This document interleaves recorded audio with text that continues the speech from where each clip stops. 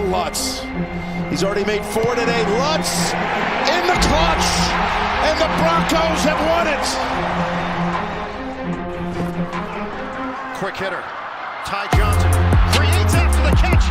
Big gain down the sideline. Ty Johnson takes it all the way. Touchdown. Santos puts it up and it is good. The comeback kid, Chicago Bears, do it again. He'll go outside, and it's got here by fans and quickly on in. There goes the ball. John Free picked up Pierre. He'll take it in. It is a touchdown. A second turnover touchdown by the defense.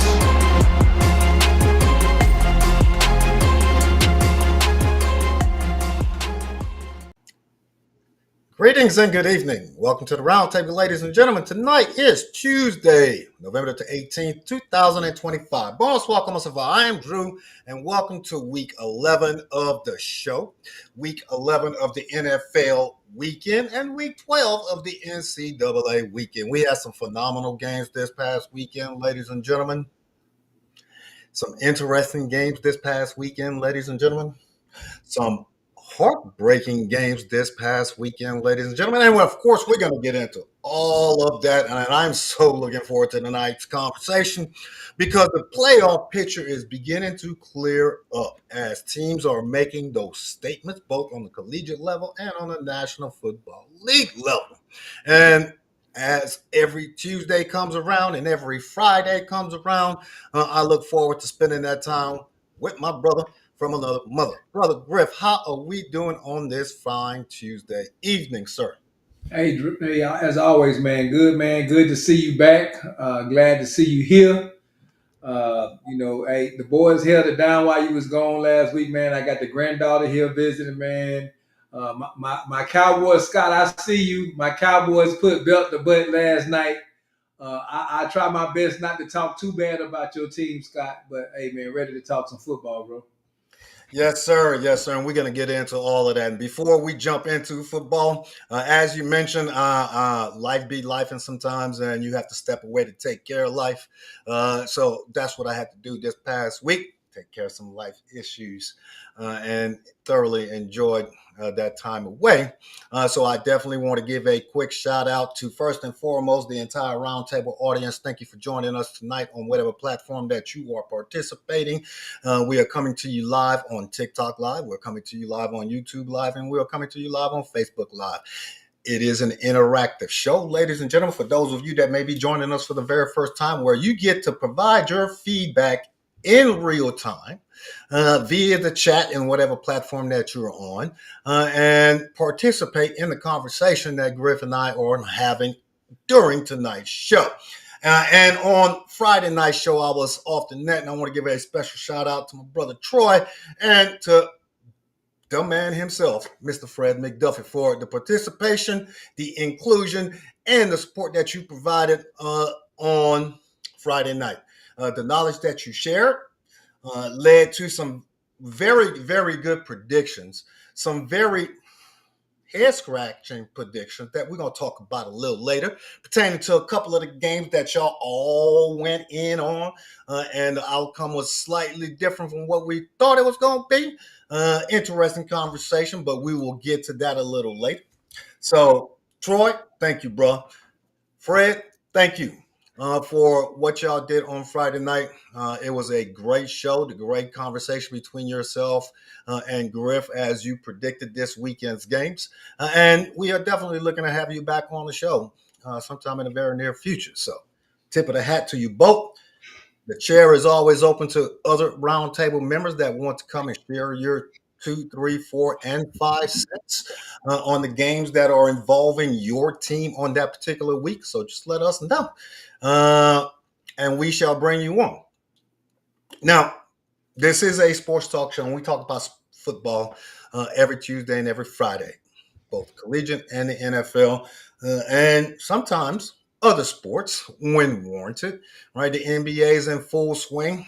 If your team is starting off pretty well, Congratulations. It's a long season. If your team is not starting off pretty well, hold tight. RELAX. Relax. It's a long season. Hopefully they can turn it around. But that's just the fun aspect of the game, right? And when we come on here to talk sports, we've acknowledged it in the past, and we're going to continue to acknowledge it in the future. Football is but a small part of each one of these young men's lives, and life. Like I said, be lifing sometimes, and there are always things that we are dealing with individually that we may not choose to share publicly with those that are closest to us. But as we went off the air last Tuesday, we talked about the passing of Marshawn Kneeland, a member of the Dallas Cowboys, and how you have to ensure that you are communicating with those that are closest to you to one, ensuring that you're doing okay, they're doing okay. But I wanted to take a couple of moments at the top of the show to say that one, there is always a listening ear out there on the other end, whether that is on the phone, whether it's on the couch, whether it's face to face, that can offer the words that can get you through that particular crisis. This too shall pass. No problem is permanent. Everything can be resolved. It does not get to the point where we believe we have no way out. There is always a way out. The strain may be temporary. The suffering that you believe that you're going to endure may be temporary, but it is definitely not a permanent solution for you to take drastic actions into your hands by harming yourself or others. So at the top of the show, Griff, I wanted to set the commentary aside for a bit and to give you specifically the opportunity to address how your favorite team is dealing with the loss of this young man who, as we said last week, was at the top of his professional young career. Mm-hmm. But again, that is only a small aspect of each one of these young men's lives, and how the Cowboys as an organization have rallied around not only his family to support them in whatever way that they can provide that support, but how this could, unfortunate incident as it is, galvanize this team to become even closer and to refocus their attention to ensure that what they are doing on the field is for this young man. So with that, Griff, you have anything that you'd like to share with you? One, I'd just like to just add to what you said. If there's anybody out there that's watching us right now and you don't feel like there's nobody you can talk to, dial 988 or text 9888. And that is to the the National Suicide Helpline. So if you want to keep it discreet and you don't want to share with family members and friends, but just know somebody is out there. You know, across the league, dedications throughout the tributes throughout the league, even the games that were played overseas were to the young man that unfortunately unalived himself here a couple of weeks ago. I think probably one of the good things that happened to the Cowboys was it happened during the bye week where they had a time to think about it a little bit. They did have some tributes to him last night at the Raiders Stadium, at Allegiant Stadium.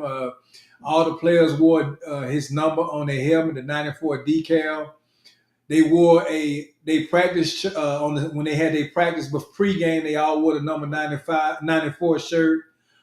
They started a fund to make sure that his son never wants for anything, as well as they had his jersey hung up in the locker room, but also hung up on the sideline behind the defense. And so, you know, what it did for the Cowboys, one, they went out there and they played for him last night, and unfortunately the Raiders just had to be on the receiving end of it. But it did bring the team a little bit closer, and it also made them realize that, you know what, this thing is more than just, life is more than just a game about football, but it's about all the other stuff that go along with it. And the things that we get upset and get mad about, we need to start to refocus that, man. So big shout out to the organization. I don't agree with everything that Jerry Jones does, but the way they dealt with this particular situation and how they the tributes and stuff that they did for this young man, I think was first class what they did for him and his family, man. And I just hope that we don't have to see this again in the near future. Yes, sir. Yes, sir. And just a point of clarification, there is never a good time for any incident such as this to take place. Yeah, you're right. But as a team, providing the Cowboys an opportunity to catch their breath and to deal with it emotionally in real time. Again, understanding that these are young men, 20-something years old, 30-something years old, still have 40 to 50 to 60 years of their life ahead of them. So 988, as Griff mentioned, is sometimes it's easy to talk to a complete stranger than to someone as close to you, but always know that there is a voice and a set of ears on the other end to help you get through that particular crisis. So continued prayers for the Nealon family. I pray that for anyone who is dealing with mental health issues, that you understand that everyone at some point in our lives gets rained upon. And I use that phrase, gets rained upon, to emphasize that we're going to go through those ebbs and we're going to go through those lows. And we have to ensure that we learn to lean on others to get us through those tough times. So continued prayers for his family. May he rest in eternal paradise and glory. And hopefully this tragedy opens the eyes of others who are going through this type of struggle.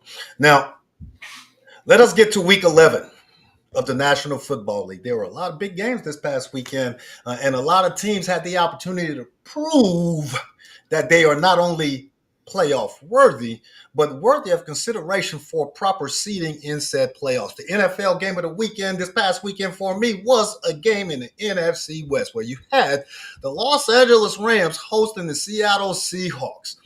2 7-2 teams at that time going into the game.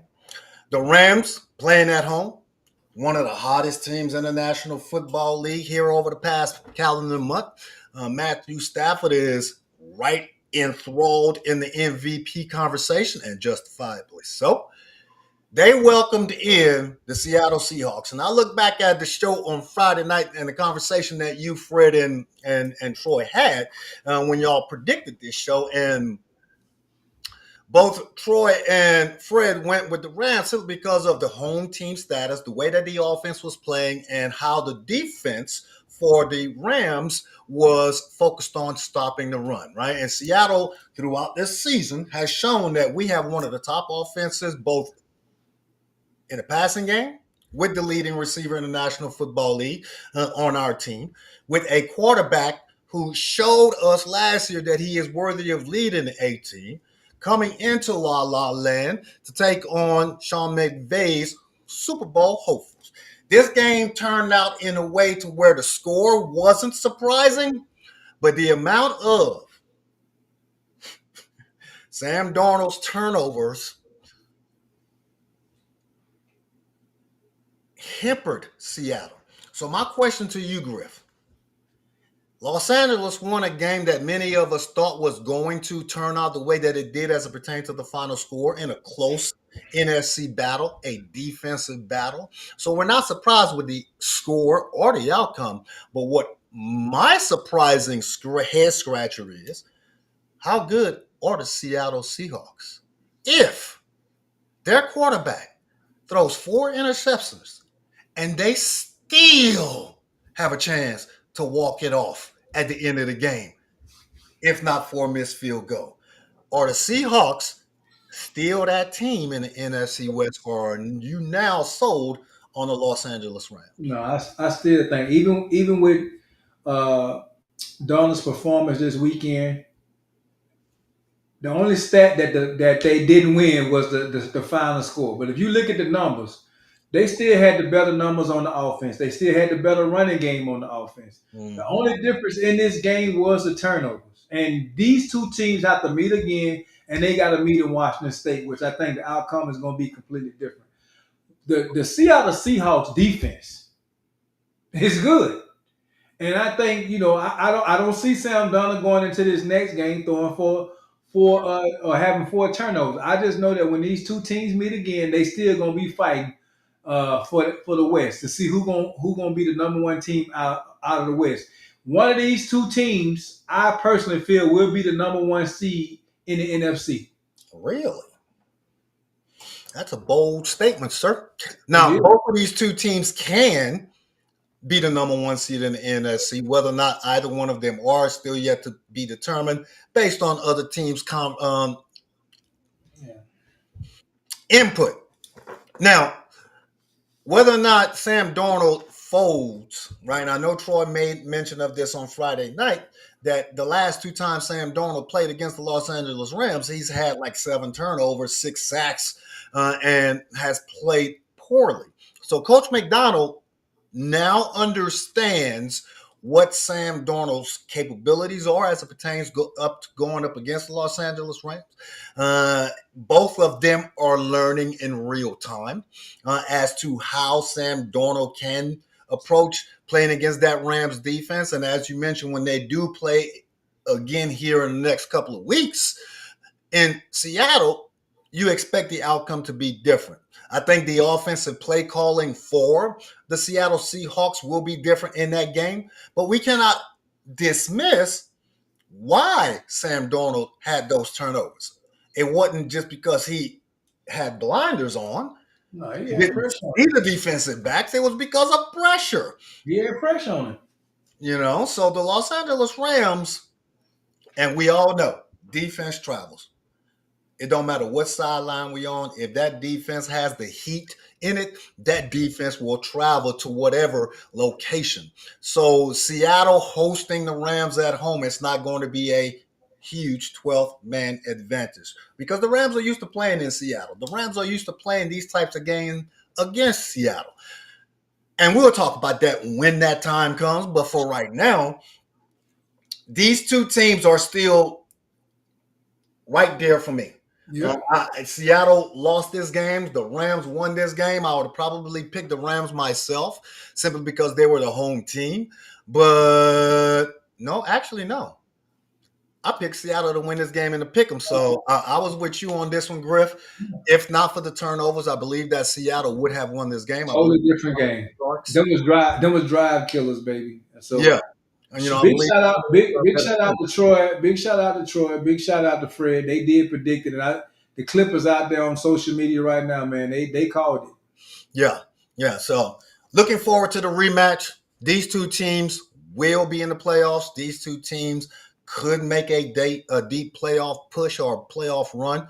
Don't be surprised if you see either one of them representing the NFC in the Super Bowl. So still a lot more football to be played in the NFC West. Statement games of the week, man. We had some great football games this weekend. We had some much anticipated games this weekend.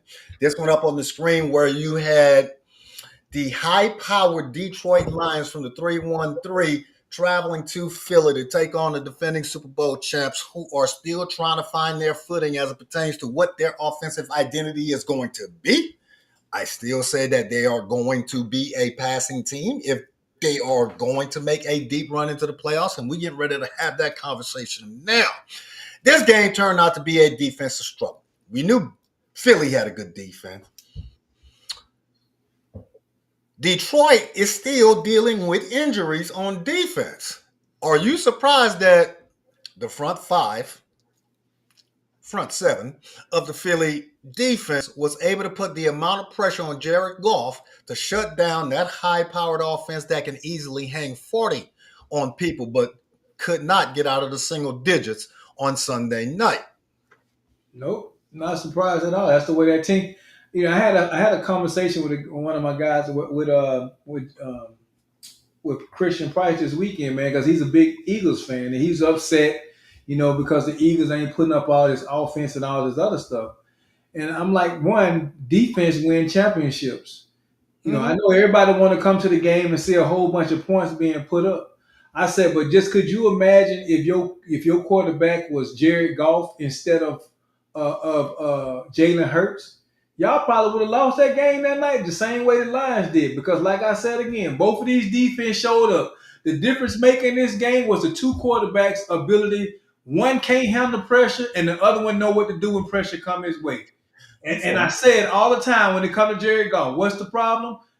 Get them happy feet. And they kept him moving all around, which threw his timing off. They was able to shut the run game down.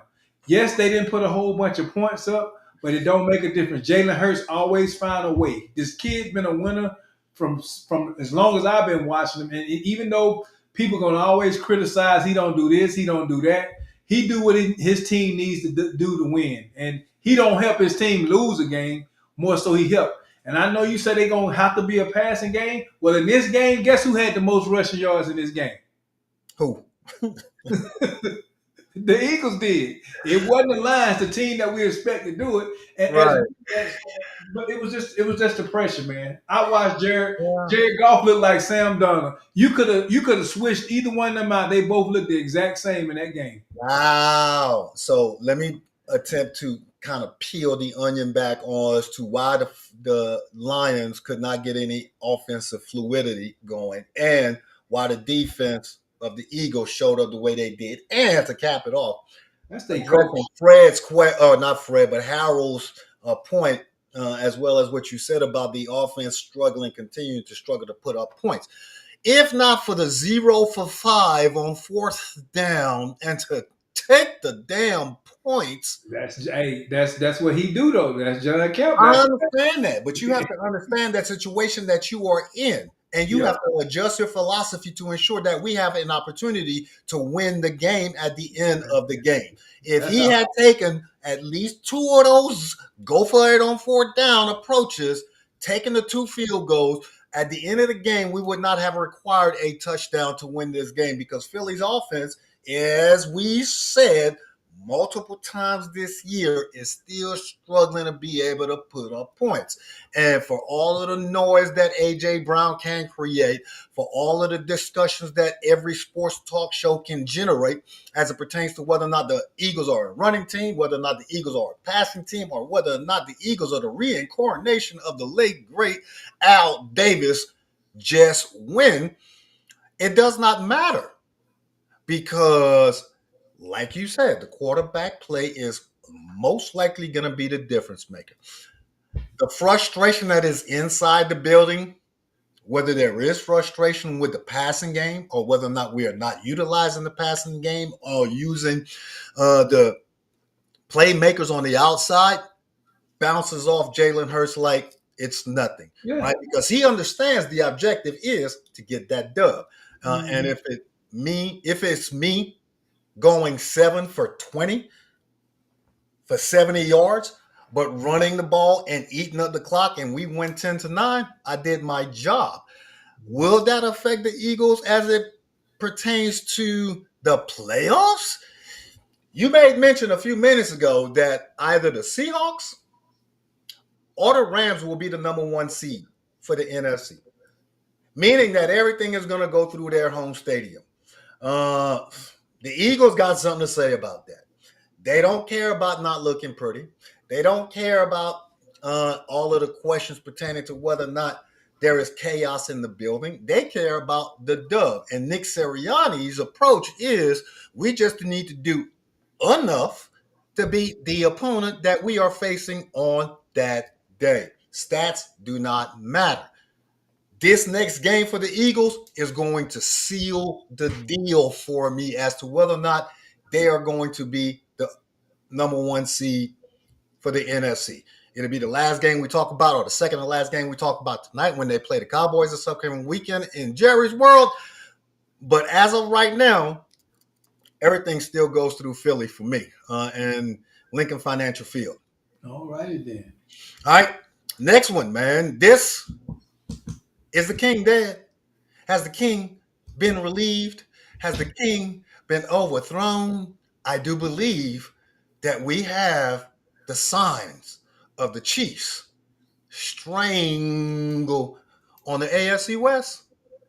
Gone. The Denver Broncos welcomed Kansas City in this past weekend. Fred, I don't know if you still support them. Miles, your team is in trouble.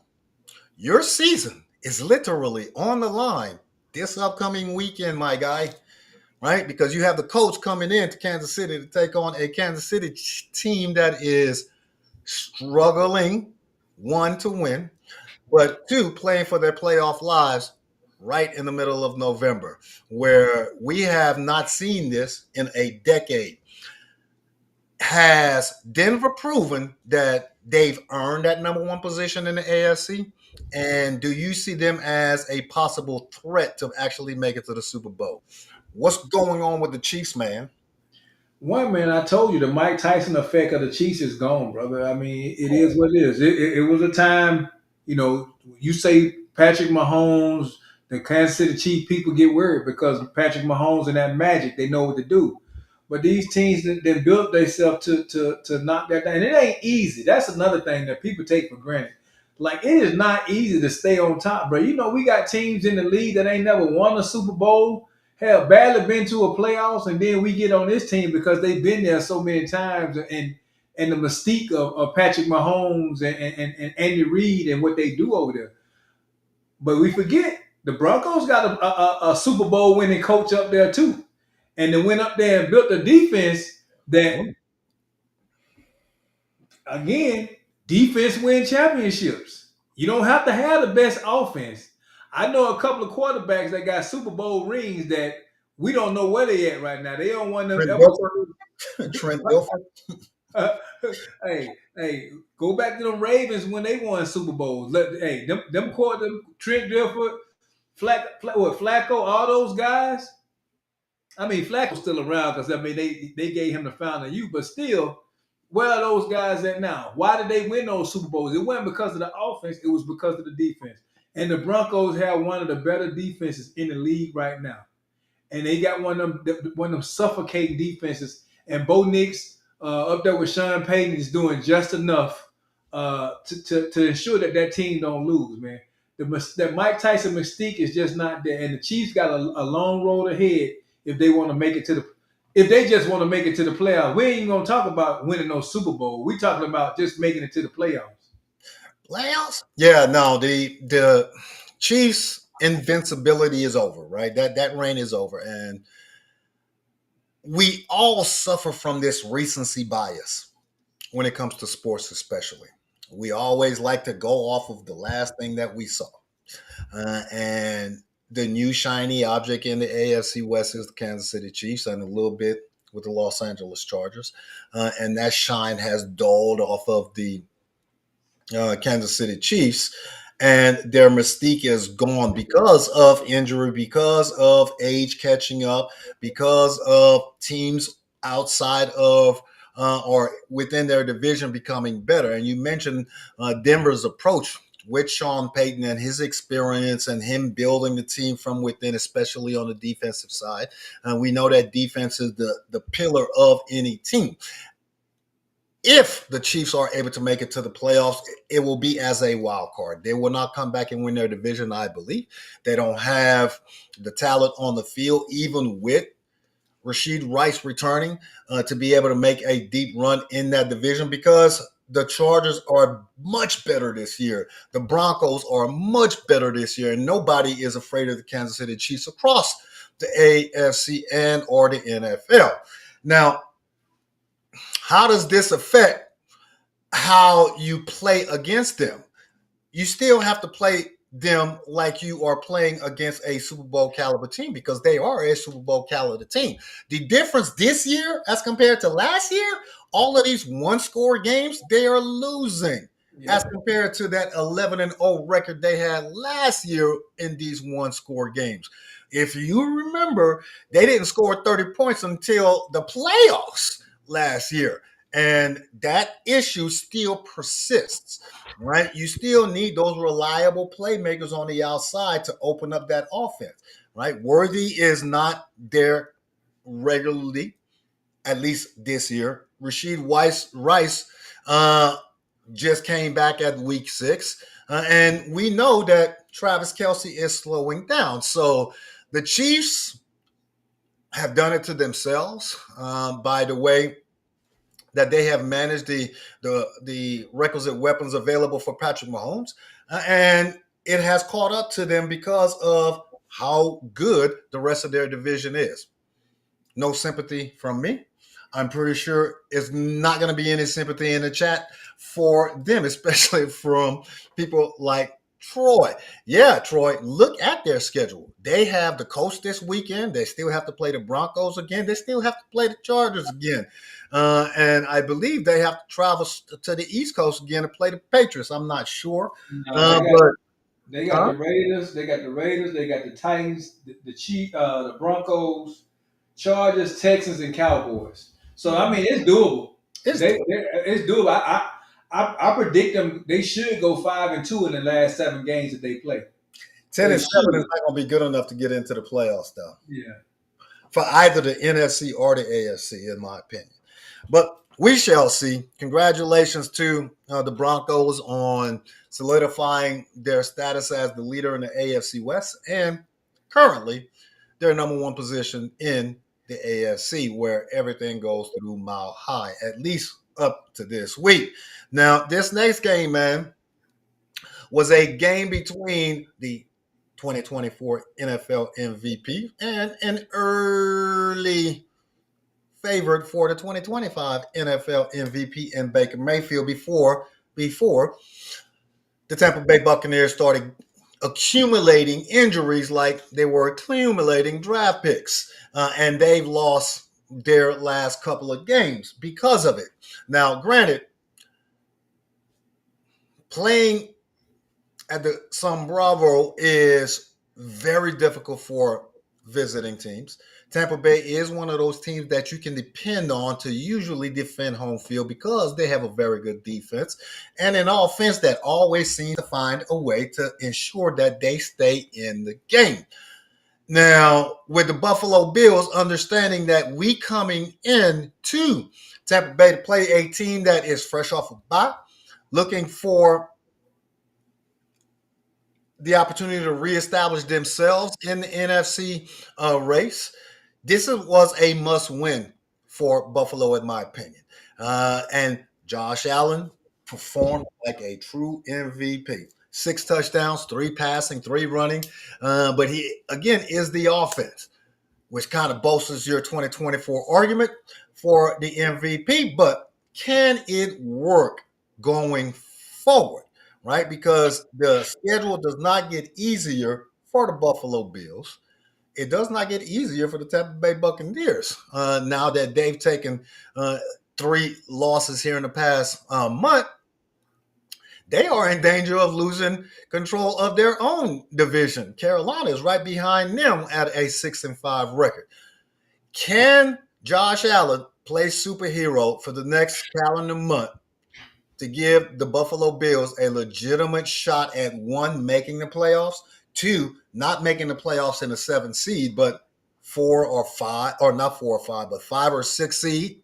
Because again, I don't believe they're going to come back and beat the New England Patriots to win the division. So their best position could be the 5 seed and travel into whatever that 4th seed place is to win a game on the road in the playoffs. God forbid something happened to Josh Allen. Is the Buffalo Bills reliant solely on Josh, or can Cook carry them for the next few weeks? I mean, he's. I mean, we talk about his legs, man, but Josh was spreading that ball around this weekend too. Although he looked like Josh Allen of old, throwing them interceptions and stuff too. But it wasn't just with his legs, man. The problem with the Buffalo Bills is they only gonna go as far as how they got to figure out how to stop the run. A Buccaneers team who don't even have they starting running backs, and they still was able to accumulate over 200 yards rushing. That's been the problem with Buffalo all year. And if they get to one of them games where a team can shut down Josh Allen, then what? Now the opposing team can play ball control because they can run the ball. I think that's the Buffalo Bills issue is not being able to stop the run, and that's going to be their Achilles heel. I ain't wishing nothing to happen to Josh Allen, but I think their Achilles heel is not being able to stop the run, and that eventually is going to catch up with them. Yeah, you're right. And I read my paper wrong. Buffalo was at home this weekend, so them being able to defend home field is something that you would expect. and not surprised that they won this game. But they are still the most untrustworthy 7-3 team in the NFL for me because of their inability to stop the run on defense. And as you just mentioned, a Tampa Bay team that was missing its starting running back was able to rack up 200 plus yards on the ground. But Josh, playing like Superman, led the Buffalo Bills to this dub. Can he lead them here over the next calendar month to a 3 or 4 game win streak that is going to separate or create separation between them and the 6th and the 7th seed, right? Because like we mentioned, 10-7 is not going to make it in the AFC. And teams that were beleaguered at the beginning of the season are beginning to become healthy, are beginning to hit their own individual stride. So Buffalo cannot afford to take an L against any team going forward that they are projected to beat. Their schedule is not going to be easy. So they're going to have to earn every dub. And Josh is going to have to be that Superman while ensuring that he continues to spread the ball and James Cook is hitting those gaps to keep that run game flowing. That's where they need to get involved more because they didn't. Cook was not he was not that guy this weekend. That's where they really need to get involved more. Yeah, you're right. You're right. And they have to rely more on the run game if they want to have a late push into January and possibly February. Man, the Bears. Everybody's laughing stock in 2024. This is not your grandpa's Bears, ladies and gentlemen. Caleb Williams is doing some things that people expected him to be able to do as the number 1 overall pick in 2024. Coach Ben Johnson is leading this team to the type of start that gives an entire fan base hope, gives an entire fan base inspiration. You are now beginning to trust the Bears defense. You are now beginning to trust that Caleb Williams is not going to lose the game for you. And the Bears are winning these critical division games against teams that were playoff teams last year. So these are no longer flukes. They are the kings of the NFC North after Week 11 in the National Football League. So they've earned those 7 victories. Again, rookie head coach, second-year quarterback. Are you surprised as to how well the Bears have looked here over the past month? No. I mean, they ain't playing nobody. They finna get into the meat. The meat and potatoes, they still got Green Bay twice. They got Detroit. They got the 49ers. Doesn't scare anybody. And they got the Eagles. They ain't finna beat them teams. I'm telling you right now. They had J.J. McCarthy. J.J. McCarthy, look, the team, go back and look at everybody in the beat here recently. I saw, the Cowboys. Yeah, it ain't even just the Minnesota game. We can look at the Giants game. We can look at the Cowboys game. They ain't played nobody. They finna get in the meat and potatoes. I am still not sold on the Bears. The Bears fan base, they excited. They happy. They about to be so let down, man. They about to be sitting on the couch with me during the playoff season. They might make a wild card spot because of these easy games that they had. But going into Christmas, they gonna be upset. That's all I'm gonna tell you. Really, zero faith. I'm not sold on them. You're not sold on them. And I understand that. That's understandable. You are correct. The first half of the season has had a schedule laid out for them to where the teams that they played are suspect or on the bottom half of the league. But the Bears are the Bears because of that defense, right? They are in these games, winning these games in 2025 as compared to them losing those games last year or the year before, or the year before that, or the year before that, where 40 years in the making, you could not trust the Bears to do anything of any significance. You got to take what you got, as they say, and build on it. And the Bears are building something that is sustainable. You go ahead, Drew. You put your money on them. I can't wait. I didn't say anything about putting money on them. It just depends on that matchup. Games are about matchups, right? They're about matchups, and it's about whether or not if the Bears mess around and win this division, and a playoff team, the Los Angeles Rams, have to travel to the Bears or Seattle, for that matter, have to travel to Chicago in late January to play in that cold, windy city, bro, it hits different. Trust and believe. I hear you, but if it was a fifth, we all be drunk. I understand. They are not winning their division. I promise This you. is not something out of the realm of possibility. They are winning division as of week 11. There are 6 weeks left. So that is not something you can summarily dismiss. I promise you, and I know we got to move on. You wanna Again, put they clock? still have Detroit. They still have Green Bay twice. They are not winning this division. So That's all. you want to clock it? Clock it. Green Bay don't scare no daggone body because they can beat themselves. Yeah. We've seen that. Detroit don't scare nobody because a defense can stop them. We saw that several times this year. So Detroit is not untouchable. Green Bay, we know is not untouchable. We've seen what Minnesota looked like this year. So the Bears, you got hope. Keep Like hope it. alive. Yeah. You can do it. Jordan, this is real worthy right here. Clock it. Clock it, baby. The Bears are going to make some noise later on this year. Now, this one was somewhat of a surprise for me because I've been hyping up Jim Harbaugh more than Justin Herbert. But what Justin Herbert has shown me thus far this season, that you could start to understand and rely upon his dependability.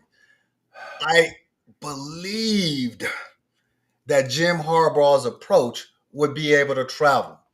You said it more than enough times. Trevor Lawrence is unreliable. He's shown himself to be unreliable here throughout his professional career. And we had thought that we had reached a point to where you can begin to rely on the Chargers as being able to travel. This is the second time that the Chargers have traveled from the left coast to the east coast. Several weeks ago when they traveled to the Giants, laid an egg. They traveled to Duval County and lay another egg. Is it that the Chargers can't travel away from La and be effective, or is it that Jacksonville actually is going to be one of those playoff teams that kind of breaks some hearts this year? Drew, this of all the ones that you done threw at me, this is the hardest one for me, man. Because when you talking about shocked and amazed, I understand that the Chargers got a lot of injuries going on there, but everybody got a lot of injuries. Don't want excuses. Because hell, Jaguars got Brian Thomas Jr. didn't play this weekend. Travis Hunter's out. I was very shocked, man, at their ability and their ability to run the ball on the Chargers. That was a difference making in this game. Again, they almost rushed for 200 yards against a Chargers team. Mm-hmm. I don't understand it. That's something I don't see. I see a Chargers team doing that to them, but they numbers, man, and the way Justin Herbert played this weekend, it was not what we consider Justin Herbert to do. He was outperformed by Sunshine this week in that running game over there, as well as the Jackson. I haven't seen the Jaguars defense play the way they played this week either. They had Herbert under duress throughout this whole game. It was shocking. And maybe because they was at home in Duval and the weather was nice. I don't know. But it don't rain in Southern California either. So, I mean, they used to that type of weather. Yeah. You're right. You know, the Jacksonville Jaguars are a hit and miss team for me, right? And we've kind of looked at the AFC South and say, well, okay, in 2025 is the Indianapolis Colts' division. The Houston Texans, whether it be because of injury, whether it be because of underperformance, whether it be because of higher expectations than what we actually thought, you looked at them as taking a step back. Tennessee got it. All right. Rookie quarterback, they were going to struggle. With the inclusion of Travis Hunter, with the trade that they made for an additional receiver, even with Thomas out, and what you've seen from Trevor Lawrence throughout his both collegiate and NFL career, you know that he has the ability to light it up. We should not have been surprised that Jacksonville would be able to win this game. We obviously were surprised as to how they blew the Los Angeles Chargers out. Does that make the Chargers unreliable in their own division? Does that make the Chargers unreliable to make it to the playoffs and actually make some noise? Or can teams like Jacksonville and or the Houston Texans sneak in based on how this schedule is going to play out the remainder of this regular season? A lot of unanswered questions that still have to be answered. I have zero faith in the Chargers right now. I have somewhat similar faith in the Jacksonville Jaguars. It's a week-by-week league. So the overwhelming performance that Jacksonville displayed on Sunday, they could get shit out this next game. So we just don't know. You take it as you see it and say, well, on any given Sunday, anything can happen. And on this Sunday, Jacksonville showed up. And I will say this before we move on, man. They schedule is, I mean, the only real tough team I see on there is the Colts. Well, they got the Broncos. So they got, but everything else is doable. Hell, they got the Titans. They still got the Titans twice. They still got the Jets, Cardinals. Those games are games that they should win. Those are four dubs right there. So if the Jags don't make the playoffs, it is because they've done it to themselves. Now, wild card hopeful, man. These games, it's win or go home from this point until the end of the regular season. Starting this past weekend for each one of these teams, whether it's both of the teams for each one of these games or one of these two teams, depending on who they are playing on that particular weekend. We ended the weekend last night with the Dallas Cowboys traveling to Troy's Raiders to take on a Raider team that we know daggone well is not in the wild card conversation. They were just the host city for the Monday night game. And we talked about in the opening how Dallas came into this game emotionally charged and circling the wagons, so to speak, to ensure that they focus on each and every play. Were you surprised as to how well Dallas played? You should be no. Your answer should be no. Were you surprised as to how efficient the Dallas offense was? The answer should be no, because they have one of the top two offenses in the league. Are you surprised with the inclusion of Mr. Williams, how good the Dallas Cowboys defense actually looked? And I want you to break down your answer as to whether or not you are surprised, impressed, and or they're still a suspect defense. Yeah, they look like the defense that played the Eagles earlier this year. They look like a defense. It was shocking to me. Quinn Williams being added to the defense. Okay. Now you have somebody that can put pressure on the quarterback. The problem with the Cowboys all season is they had not been able to get to the quarterback, which leaves they secondary out there on islands all by themselves getting torched. But the pressure that they was able to get on Geno last night, man, and with being a healthier defense, there's a lot of players came back. Like Overshaw came back last night. Logan Wilson was there. With the addition of Quinn Williams and I ain't even trying to get excited because I really will see just how good Quinn Williams is when we play the Eagles this weekend. But hey, man, it was a beautiful thing for me to see last night. It was a beautiful thing for me to see. I know it was sickening for Troy, and I started to reach out to him, but I say it wouldn't do nothing but frustrate him even more if I called him. Or if I sent them a text. I don't even think I sent them a meme today, man. But I was definitely impressed on how Quinn Williams was able to add value right off the grip. That's what I was waiting to hear right there. You were impressed.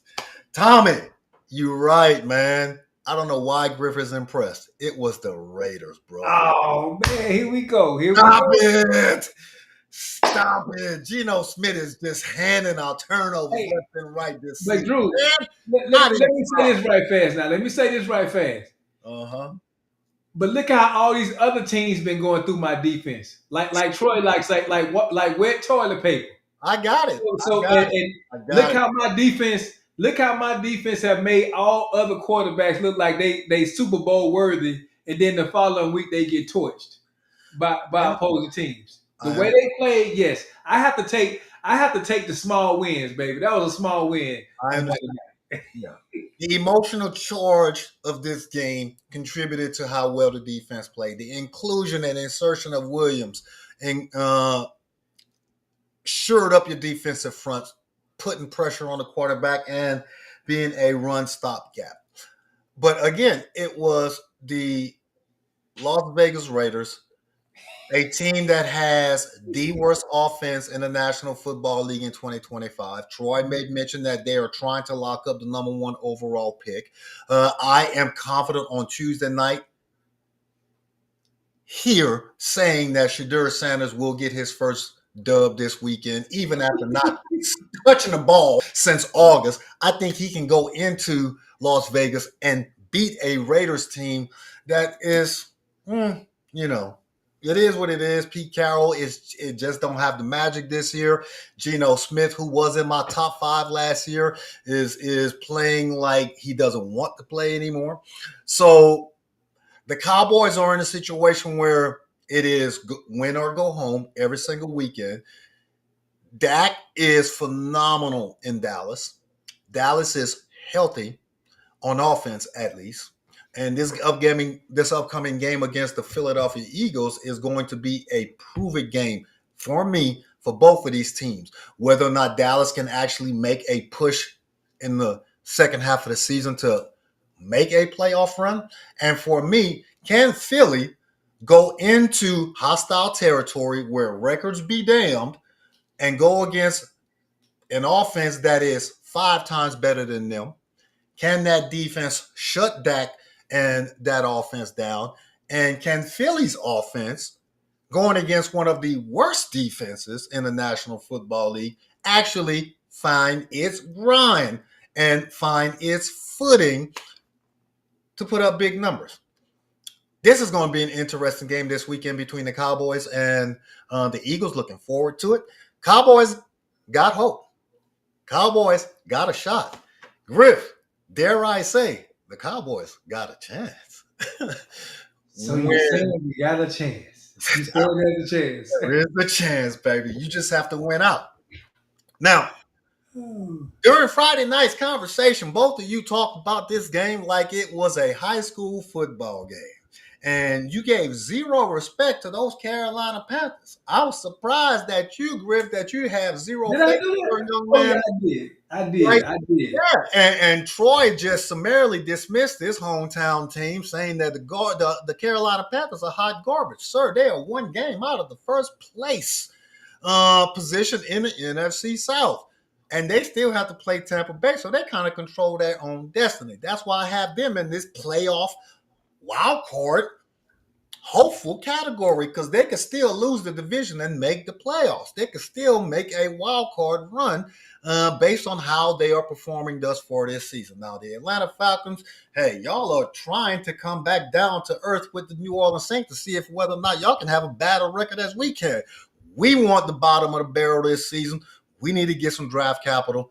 Atlanta, y'all need to get up, get out, and do something. And Mr. Penix, Michael Penix Jr. is kind of starting to look suspect, right? What is wrong with Atlanta with all of that talent, Griff? They have one of the best run games in the entire league. Why can't they figure out how to win a game? Well, this is what I said. I said Bijan was going to get his lick back because the first time they played against the Panthers, he got shut out. And so I was kind of like, I was partially right because he did get his lick back. He did get 100 yards. He got 2 touchdowns, man. But my favorite player in the league, the one that everybody continued to count out, man, is Bryce Young. The guy that everybody say he too small and he this and he that. And it's amazing how this team has looked when they started to put the right pieces around him and starting to do stuff. I mean, Bryce put up over 400 yards passing against the Atlanta Falcons. 4-8. a team, and I should have stuck to my guns because what do I always say about the Falcons? You They let good. Troy talk you out of it. You Yeah, let I Troy did, man. You're right, man. I should have never listened to Troy because the Falcons is always good for 3 quarters. But for this week they made 4 quarters, but they had to play overtime, so they still know how to give it away. I don't know. I think I seen somebody say Penix is out for the season. I know he got another knee injury, which probably is going to be a season-ending injury for him. Mhm. They got a good defense, man. They got a good. I just don't understand it, man. I really don't. I really don't know why they can't.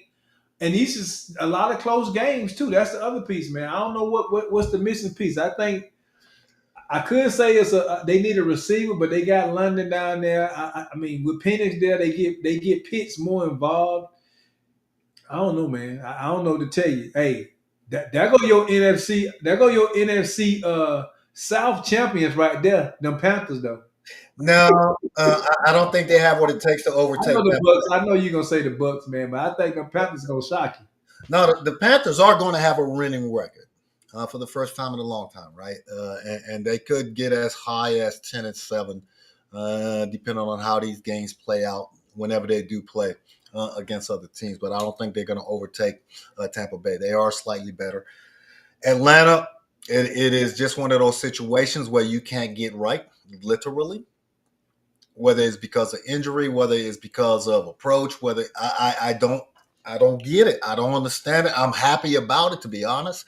But with all of that talent, you would have thought that the Atlanta Falcons would have put more effort into the 2025 season. And they are a huge disappointment for their fans. The Dirty Birds are not squawking. You made mention that the Mercedes-Benz Atlanta Dome is a home away from home, and they almost pulled you away from Jerry's World. But either way, Atlanta. It was strictly because the food is less than you can go and feed 2 people for less than $20. Oh, that's awesome, man.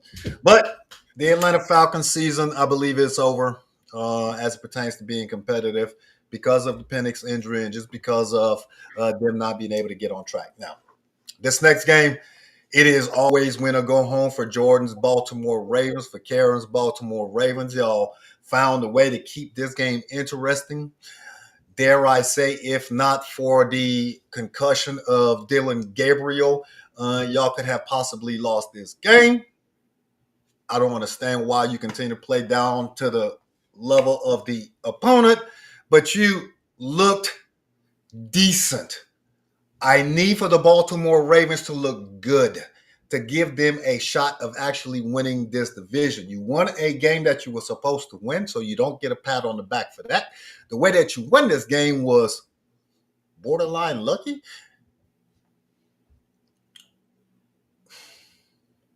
What did the Baltimore Ravens prove to you this past weekend, Griff, that gives you confidence that they can actually meet the expectations that Vegas has for them to come back and beat the Pittsburgh Steelers and take this division and actually make a deep run for LJ8 in the playoffs and maybe, just maybe, get that first Super Bowl for Mr. Lamar Jackson? See, now you going a little bit too far. You throw Super Bowl in it. Let's look at a playoff run or whatever, man. But Karen, before you start, Karen, I'm not disrespecting your team. Y'all are a 500 team, and y'all acting like y'all are the cream of the crop. Stop it. And you barely beat a team that has no quarterback. Yeah. So and that's the conversation that really needed because I had people reach out to me and say, "What do you think about Shadour's play?" I say I don't think about it because again, Shadour was put in a lose-lose situation in this game. Unfortunately, when you got your own offensive lineman say that they don't know what his cadence sound like because he don't get a chance to practice with the ones. But everybody talk about how horrible he did. Nobody talks about how horrible the coach prepared him should he have to get into the game. That's the problem with the Browns. The Ravens will be there. The Ravens gotta get the ball in King Henry's hand more.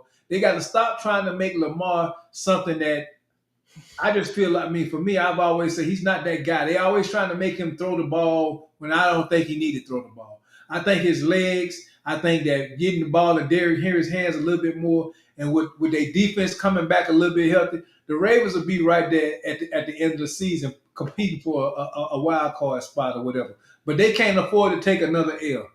I mean, and they did this to themselves. The Browns, a good defense, one of the top defenses in the league, even though with their record, Myles Garrett is on track to break the single season sack record for the NFL. And I think he's going to probably end up breaking it because I think they play the Raiders next. And he probably going to get about 4 or 5 on your boy Geno. And you're going to see I think you're going to see a more prepared Shador in this game. Oh, most definitely. Yes. So Shador is going to have a better game against the Raiders simply because they're not a good team, 1. 2, he's going to have an opportunity to practice and prepare. 3, the head coaching job that Stefanski is doing in 2025, I don't know if it's him just being a piss or having a piss poor approach or him getting dictated to not give Shador Sanders the opportunity to actually perform well. Now, it's kind of a catch-22 when I have 2 rookie quarterbacks. I want to make sure that my starter is getting all of the first team reps because he needs it because he's a rookie, but I have to ensure that my rookie backup, who is 1 hit away, gets that same amount of time. So it's both the coach's fault and the organization's fault.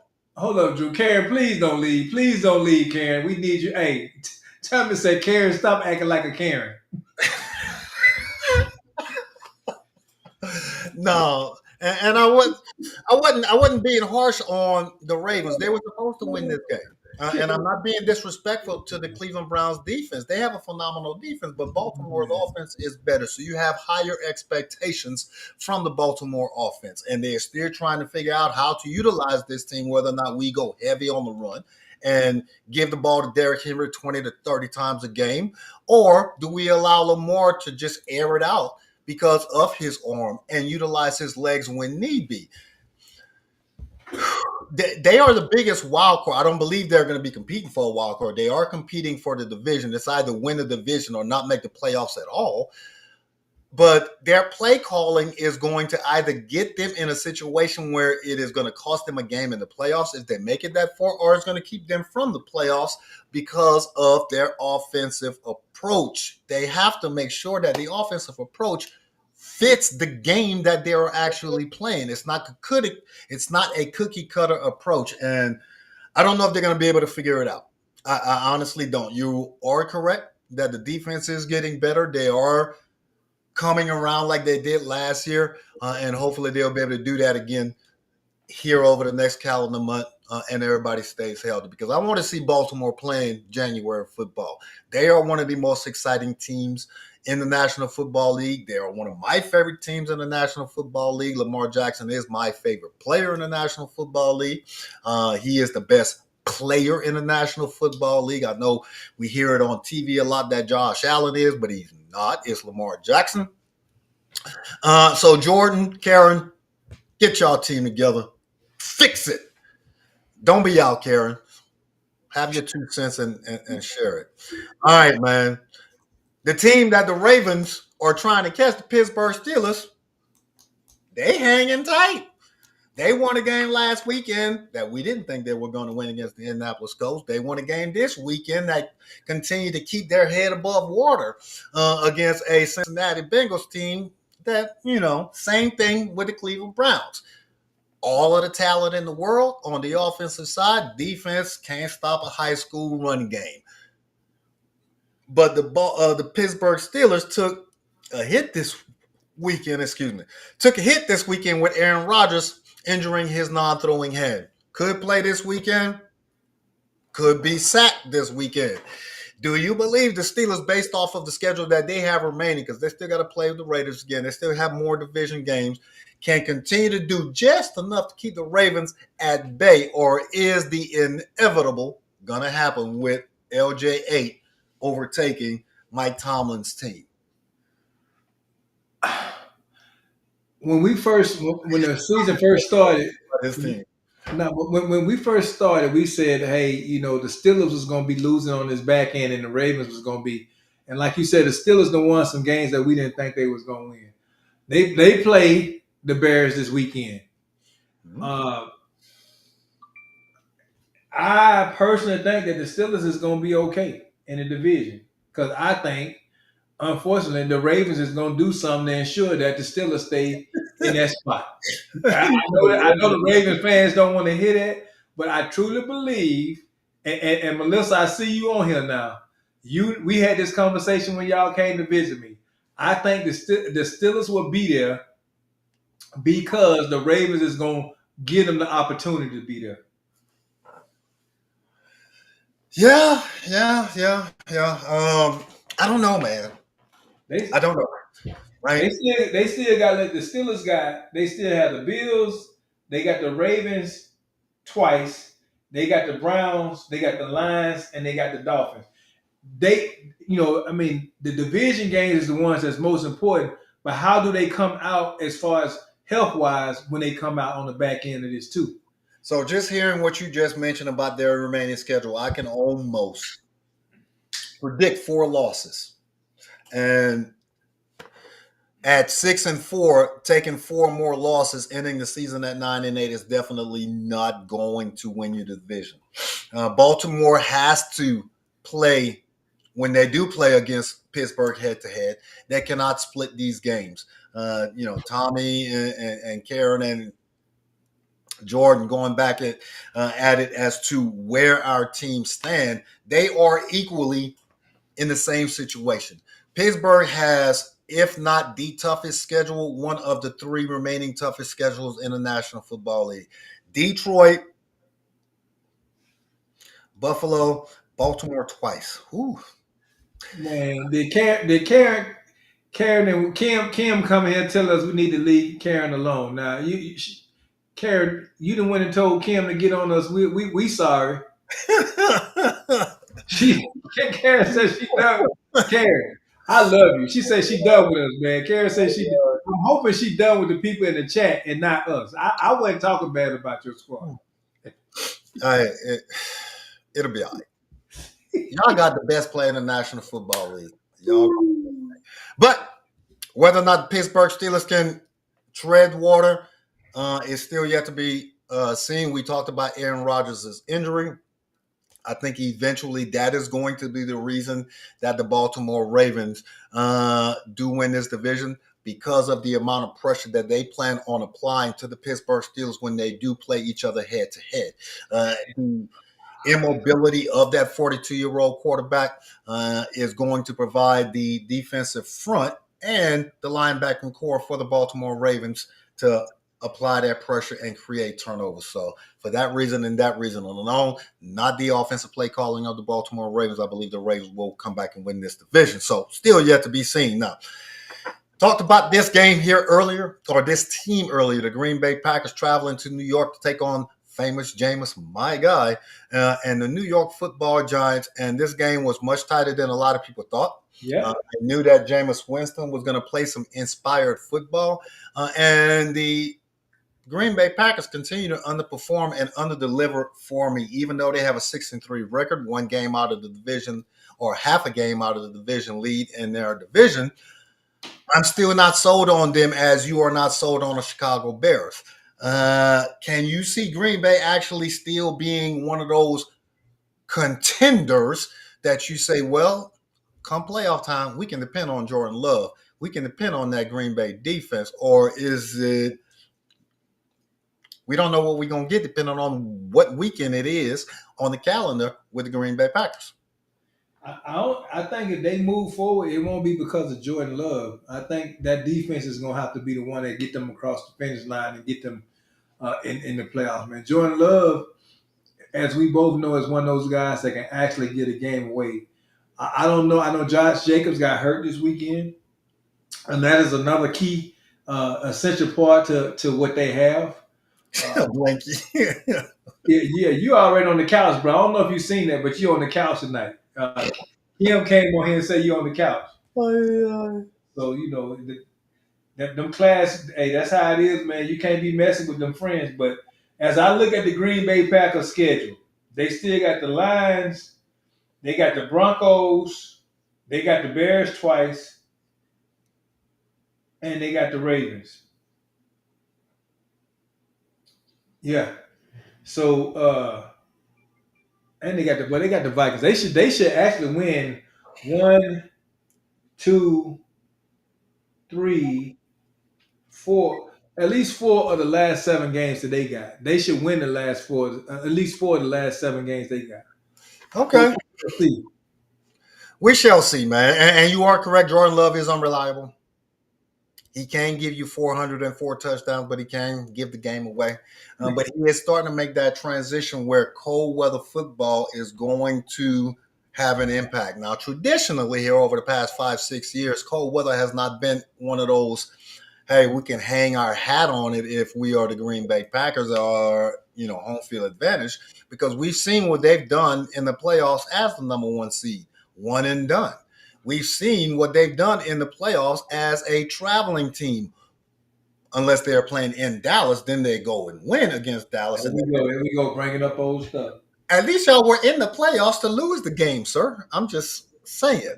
You stating the facts. Just stating the facts. But whether or not they come back and win this division, it's still, they're going to have to prove it.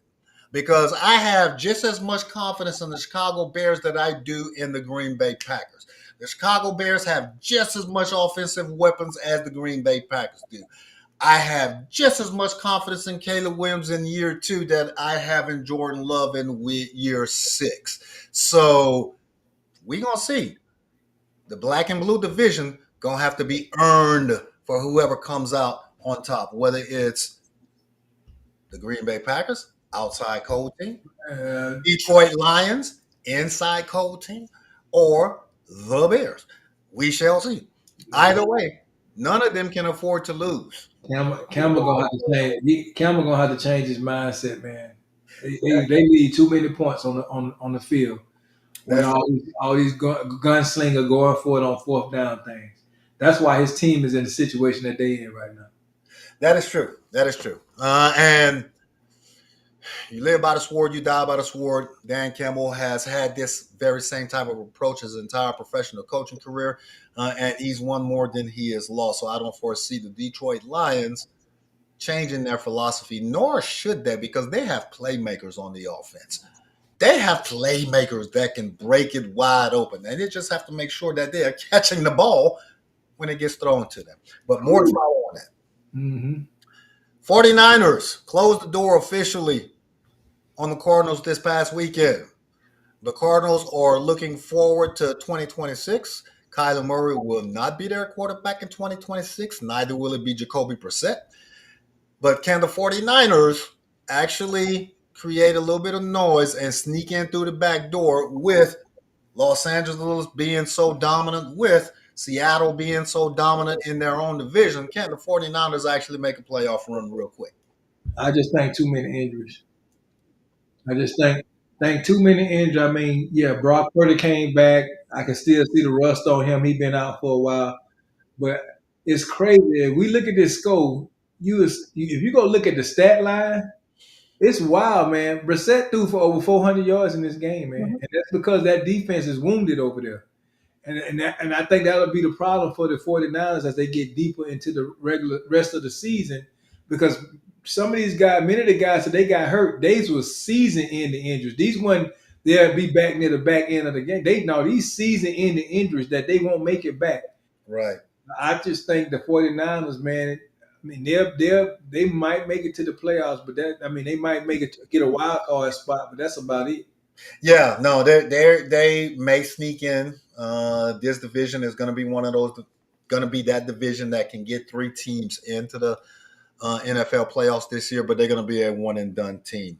They don't have the ability to travel to either one of the division winners, whoever those 4 division winners are, unless it is the Carolina Panthers, to NFC South and win on the road in January, because of the other 3 division leaders. I don't believe they'll be able to travel to Chicago. I don't believe they'll be able to travel to Detroit or to Green Bay for the NFC, nor definitely not within their own division against the Rams or the Seahawks, and definitely not against the Eagles. So they would be a one-and-done team. But with all of the injuries that they have accumulated this year, this will be a very successful year for the 49ers. This will be a very successful year for Lynch as a GM. This will be a very successful year for that head coach that usually shows up in the playoffs and sometimes NFC title game and or the Super Bowl and comes up short. But being able to make the playoffs this year with the amount of injuries that they have suffered, this will be a great year for them, especially if CMC stays healthy for the majority of the year. Yeah. Whether or not Mac Jones is going to be there leading them or Brock Purdy is going to be there leading them in January. And Mac Jones done made himself about $40 million next year. With I saw a meme this week that said the Minnesota Vikings kicked Sam Darnold out only to bring Mac Jones in next year for $100+ million. You know they good. They good at giving out that money now. Minnesota do that. They still paying Kirk Cousins right now. Kirk Cousins getting paid by about 3-4 teams, man. Man, shucks. You better ask somebody. Hey, great lineup of football this past weekend in the NFL. And as we talked about the playoff picture becoming a little more clear and or more convoluted, hopefully your team is in it and in it to win it. Looking forward to week 12 of the National Football League. Now, ladies and gentlemen,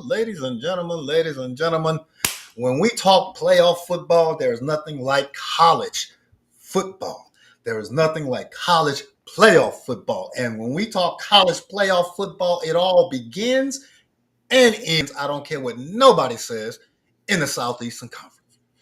Well, there was this game this weekend where the beast of the SEC, historically, was welcoming in what Griff said was a Big 12 team, what Fred said was a glorified Big 12 team, that neither one of you, matter of fact, all three of y'all went on the record and said that Alabama was going to blow Oklahoma out. Now, granted, if I was on this show Friday night with y'all, it would have been all four of us saying that Alabama was going to blow Oklahoma out. But this is the second year in a row where Oklahoma, who is still not receiving the amount of respect that we give to other SEC teams, they've beaten the beast of the SEC in Alabama. Once in Norman, once in Tuscaloosa. Tuscaloosa, a very difficult place to play. Alabama, one of the two hottest teams in the country coming into Saturday's game, with the leading candidate for the Heisman Trophy. Everything was served up on a platter for Alabama to lock their place in the SEC championship game, and they fumbled at home in front of the entire country on Saturday afternoon. Griff, what say you, sir? What happened? Turnovers. Look at the game. Look at the score, man. You go look at the stat line and everything. Alabama actually outperformed Oklahoma in this game. The difference was sorry, elephants. the difference was the two fumbles and interception in this game that stopped drives. Alabama was still. I mean, I don't want to take nothing away from Oklahoma. They won this game. I got to give it to them. Let me see. You got me. I said them sorry elephants failed me once again. Whatever, Fred. But yeah, it was a turnover, man. Ty did not have one of his better games this week. I mean, he missed a lot of open receivers in this game, and Alabama's inability to run the ball is still a problem. We done won the last 8 up to this point. We won 8 games in a row, but all them games could have went completely opposite, and it finally caught up with us. We still good. We just got to go into Auburn, beat Auburn in the Iron Bowl, and we'll still be playing an SEC championship game. The thing about the SEC is, look, we beat Georgia 10 Texas beat Oklahoma. Georgia beat Texas. That's just what we do to each other in the SEC, man. And I guarantee LSU gonna beat Oklahoma to kick them out of the play. I bet it does happen, man. Mm-hmm. Troy talking about his jinx work. Never again will I pick any team that Troy picked. Man, this was a shocker. This was a surprise for all of the reasons that you mentioned, as well as what I talked about in the opening, right? The SEC got it. They cannibalized each other. We beat each other up. You mentioned it, right? Y'all beat Georgia, who beat Texas, who beat Oklahoma, who beat y'all, who I predict LSU will be able to beat in the last game of the season. And you said that all y'all have to do, win this weekend against a non-conference opponent, and then win against Auburn in the Iron Bowl the weekend of Thanksgiving, and you'll be in the SEC title game. This is one of those years where you don't actually necessarily want to make it to the SEC title game if you need a break. You need a break. You need a break, and taking another L gonna get you kicked out of the playoffs. You won't make the playoffs as a 10-2 team. You won't make it as a 10-3 team. Losing in the SEC championship game to say Texas A&M if they remain undefeated, which I believe they will. This is a win-lose situation for the Alabama Crimson Tide, because you could win your in-state rival game against Auburn, make it to the SEC title game, and lose a nail biter, lose whatever type of game against Texas A&M, and now you're on the outside looking in, and Georgia is in the playoffs, Ole Miss is in the playoffs, maybe even Vanderbilt is in the playoffs, because Alabama went to the SEC title game, now has 2 L's on their record, takes a third L. There is no way they get into the playoffs, and are on the outside looking in because of situationships. You know what I'm saying? Because of how we performed at the very, very, very, very beginning of the year against a team that we were predicted to win, and then taking a tough in-conference loss against a playoff caliber team. Whether or not Oklahoma makes it to the playoffs, it will be irrelevant at that point. But this could be a win-lose situation for y'all. So you're in a situation where you have to win out. Yeah. For the rest of the year. All right. Speaking of SEC teams, I'm so disappointed in South Carolina. Troy, stand up, go look in the mirror, and please slap the person that you were looking at. Oh man, God! You had one job. Hey, and they did it, dude. They did it real good for one half. Bro, how you up 30-3 at halftime, and you lose 31-30? Don't score another point. South Carolina is the worst, best team in college football. Yes, they are.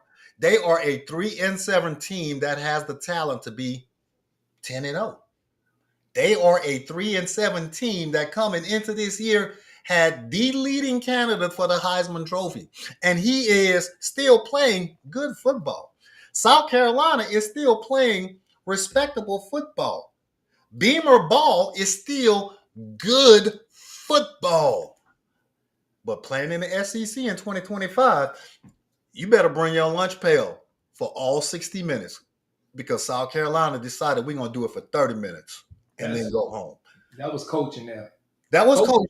Now, what does this game say about Texas A&M specifically, and whether or not this was that game that is going to be their defining moment if they make it to the national title game and win it all in 2025? Would we be able to point back to this very same game and say, hey, this is where they proved that they are national championship worthy? I can say that, man, because this is one of those games that a lot of teams don't bounce back from. Most teams fold. Being now 30-3, they fold. Definitely not being able, and the ability to bounce back, to have the resilience to come back and win this game. Mm-hmm. This will be the game that'll be the one that hey, we can't look past no other team. Because when I was looking at this game, all I could hear is Nick Saban say, "Yep, they bit into that rat poison. That rat poison, they got them." I was saying to myself, "There's no way that they're gonna be able to come back at home." South Carolina don't have to do much because that's what this thing. South Carolina took the crowd out of the game. The crowd didn't even gave up, man. And then they allowed the momentum to shift, brother. I was like, wow. Could not Yeah, believe. yeah. They should have had you mule kicking around your neighborhood. They did it to themselves. But again, very disappointing season for South Carolina. They are not going to make it to a bowl because they are a bowl-worthy team. I got it. The schedule is the schedule, and you play one of the toughest schedules in the country because of the conference that you're in. But at the same time, if you want to stomp with the big dogs, as they say, you have to make sure that you bring your big dog boots, right? And strap up your chin strap and go lick for lick, right? Because as they say, if you are scared, stay off the porch. South Carolina, major disappointment. Texas A&M, the journey continues is all I can say for y'all. Now, this one ended up, you can move on, Jordan. This next game, the Georgia Bulldogs welcomed in Fred's Texas Longhorns, Mike's Texas Longhorns, Austin's Texas Longhorns, Hook'em Horns, the burnt orange, the pride of the state of Texas, where everything is bigger in Texas, even the ale burgers that you get served up. And Sark came in with that fly suit on Saturday. Oh, he was clean. He was clean. His wife kept him Hey, clean. he had the Hook'em Horn shades on. Man, this was another game. And I was actually disappointed in you, Griff. I was What I do? You picked Texas. I did. Fred picked Texas. I understand why Fred picked Texas. That's his team. Troy picked Texas. I was like, why are we hating on our I neighbors? was playing your role, Drew. I was playing your role on Friday. I was being the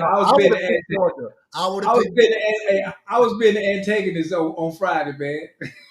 I feel you, man. But no, Georgia proved to me that since that Alabama loss where they had to come back again late in games because they've always started slow in 2025, they fixed that problem.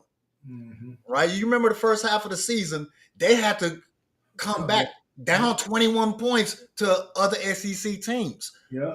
But they are hitting their stride at the right time.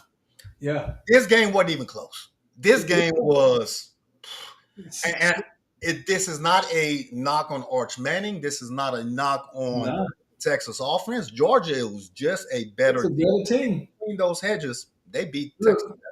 So Mike said the onside kick is what did them in. No, Mike, that ain't what did it in. Y'all only rushed for 23 yards. Yeah. And y'all was 2 for 12. 2 for 12 on third down. That's what did you in. if you cannot have a high completion rate on third down, and that means that your drives are coming to a halt, and that's why you lost, man. I just think Texas does not have the dogs that they had last year, especially on the offensive side of the ball. Who is that guy? They don't have Golden. They don't have those guys that all left and went into the draft, man. And I think the expectation that was put on Peyton Manning was because of who his uncles were, who his grandfather is. And everybody put all these lofty expectations on this kid. I can't believe, I must have been drinking for real, man, to go against Kirby. I apologize. Only time I go against Kirby is when he playing against my squad. But Kirby hey, that's the second coming of Nick Saban right there. And they did what they were supposed to do at home against them Longhorns. So Georgia is in the catbird seat. They're in the perfect spot, right? That head-to-head matchup loss they took against Alabama is going to keep them from making it to the SEC championship game if Alabama beats Auburn. But it works out better for Georgia that way.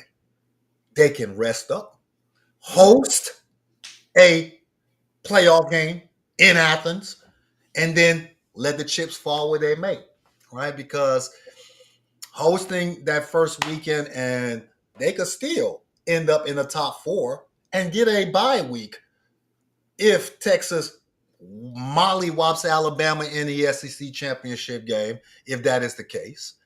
And Georgia is in the catbird seat. So taking that early season L could have been of great benefit for them, just like it was for Alabama several years ago when the roles were reversed. Georgia's looking good at the right time. They are definitely a legitimate threat to win it all in January. I don't know if you had the opportunity, Jordan, to see what the latest playoff rankings were that were released earlier tonight. But I'd like to see how far did Alabama drop after taking their L? How much did Oklahoma move up? And where does Georgia sit? And is Ohio State and Indiana still number 1 and number 2? But if you do have it, great. If not, we'll talk about it later or on Friday. Man, there are some big games this weekend. Alabama dropped to number 10. Y'all dropped to number 10. Yep. So you got Ohio State, Indiana, Texas A&M, Georgia, Texas Tech, Ole Miss, Oregon, Oklahoma, Notre Dame, Alabama, BYU, and Utah. That's the 12 team. So Alabama, yeah, y'all in the last cutoff spot too. Yep. All right, we'll see, man. Week 12 in the NFL, huge games. We talked about a couple of them earlier. Tonight we'll touch on these real quick before we close the show for the night, and then obviously readdress these games on Friday for a couple of them. The Eagles traveling down to the Cowboys. What are you looking for your team to be able to go against that Eagles defense to make sure that, hey, we know defense wins championships. We know what the Eagles bring to the table as it pertains to defense. Can Schottenheimer create an offensive scheme that is going to make sure that CD gets his, make sure that George Pickens gets his, making sure that we are using Dak's arm and incorporating a run game to keep that defense honest? I need to see the defense play like they played against the Raiders. I'm not worried about the offense. I know what my offense can do. My offense did the same thing when they played against the Eagles last time. Now, yes, Jalen Carter got kicked out the game because he wanted to spit on people.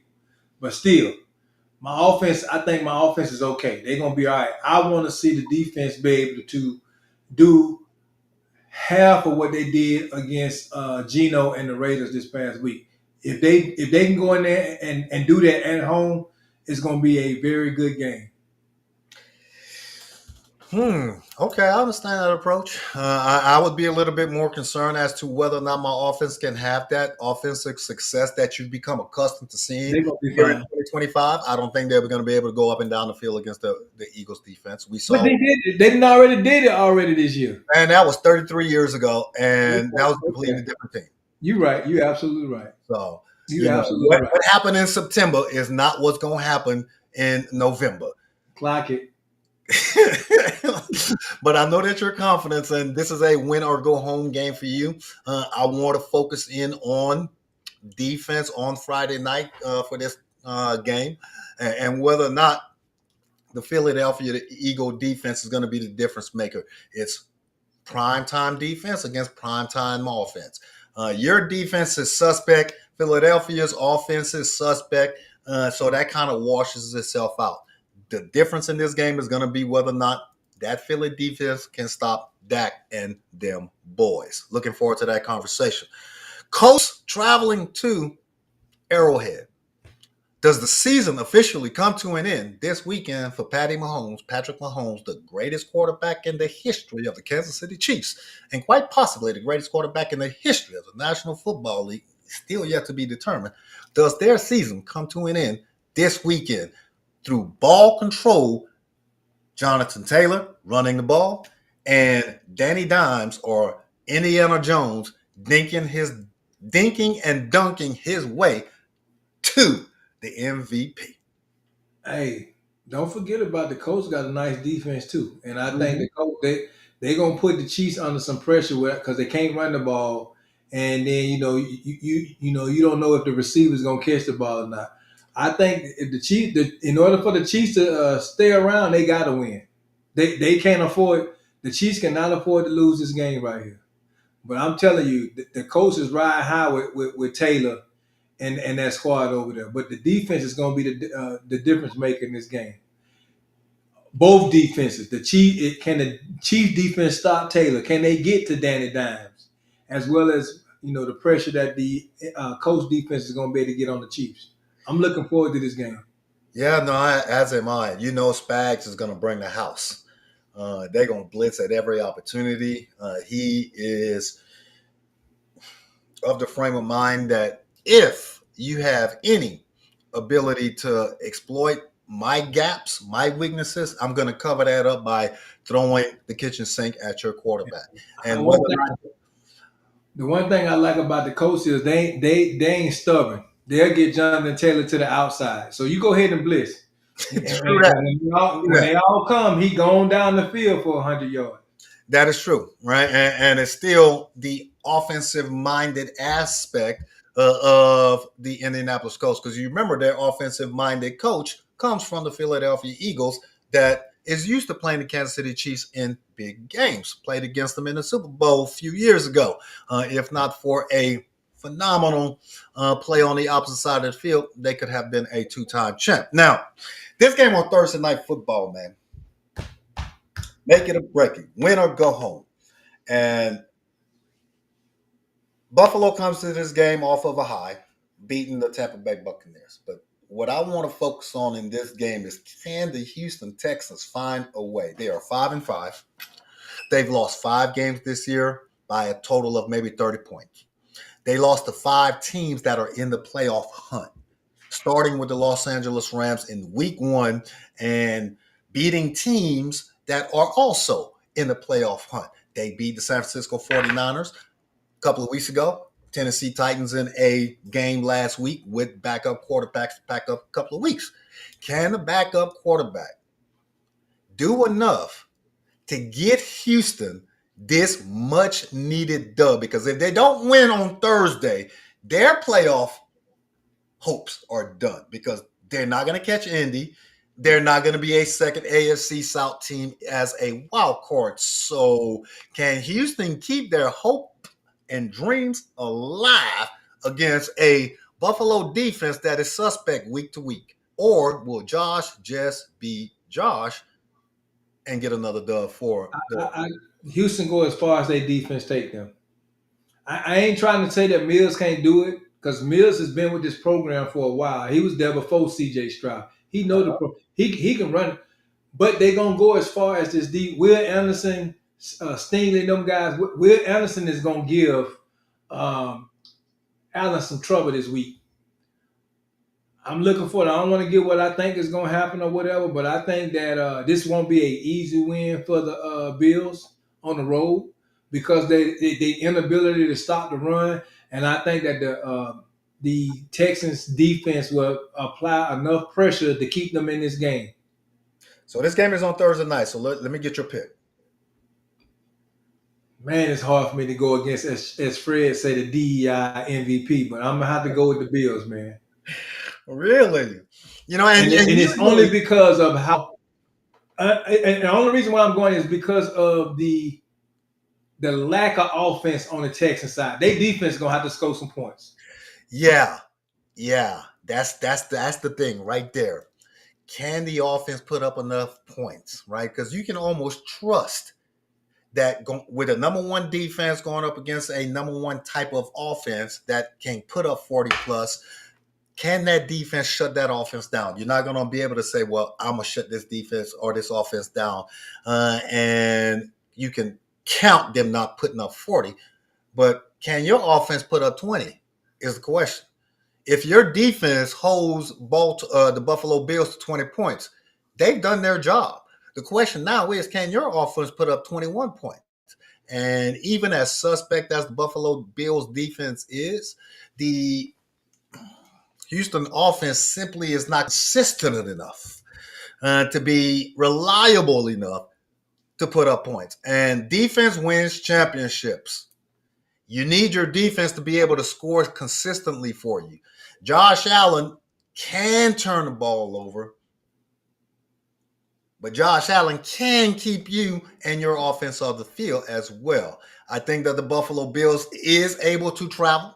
I think the Buffalo Bills is good enough on the offensive side to outweigh the defensive gains that Will Anderson and Stingley Jr. and that number one ranked Houston Texans defense, led by D'Amico Ryan, to bring that pressure and possibly create a turnover or two. But Baltimore or the Buffalo Bills is going to rely on James Cook to run the ball on the outside, just like we talked about Jonathan Taylor being able to get to the outside. In that game, I believe this is going to be the difference maker in this game. And the Buffalo Bills win a close one on Thursday night against the Houston Texans and in their chances of making a playoff push in 2025. Looking forward to that. We'll be back here Friday night to talk about it, leading off the show.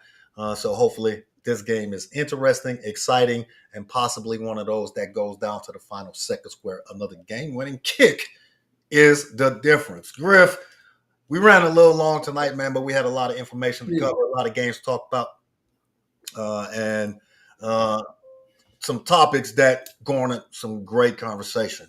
Appreciate you spending that extra time. What you got for the roundtable audience as we No problem, man. Hey, man, I just want to first say, Mike, Troy just messed it up for you. Y'all might have had a chance before Troy picked your team to win. So you go ahead and count that L because Troy picked your squad.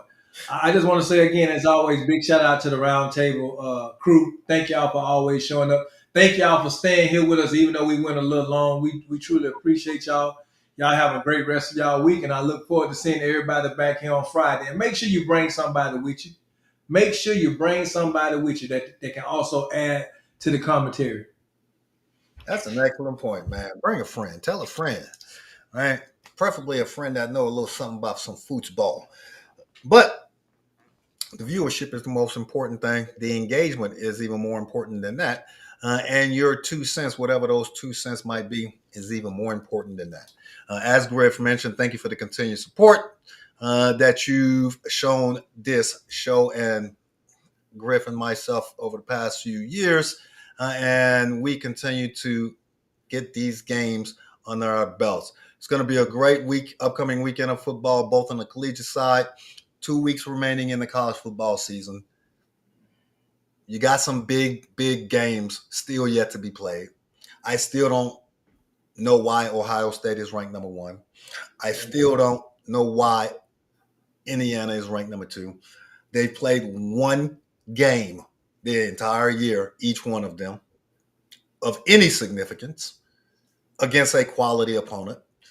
And I cannot wait until the playoffs actually begin and they have to face stiff competition. And we shall see who the true beast of the college football landscape truly is. I believe it's the SEC. I'm pretty sure Griff believes it's the SEC. And any other team that faces an SEC team in the college football playoffs, where there will be at least 4, most likely 5 teams, shall see what the SEC has to offer. I'm looking forward to that. Looking forward to the upcoming bowl season for college football. And definitely looking forward to holiday football for the NFL as we transition into the holiday season. Y'all have a great week. We shall see y'all back here on Friday night to recap Thursday night football between the Buffalo Bills and the Houston Texans. Whether or not Fred's team has mailed it in for a year, whether or not Mike's team has a shot at actually making a run with C.J. Stroud when he returns, shall all be figured out by Friday. If y'all win this game on Thursday, Mike, y'all have a chance. If y'all don't win this game on Thursday, y'all can get ready for the 2026 NFL Draft. We'll talk about it either way. Y'all have a great week. Take care of yourselves. Take care of your family. Do something nice for yourselves. Do something nice for your family. Stay warm because the weather is transitioning into late fall, early winter. And if given the opportunity, please do something. Please do something nice for someone that you may not even know, because it just might be the best thing that happens to them and you on that particular day. Y'all stay safe.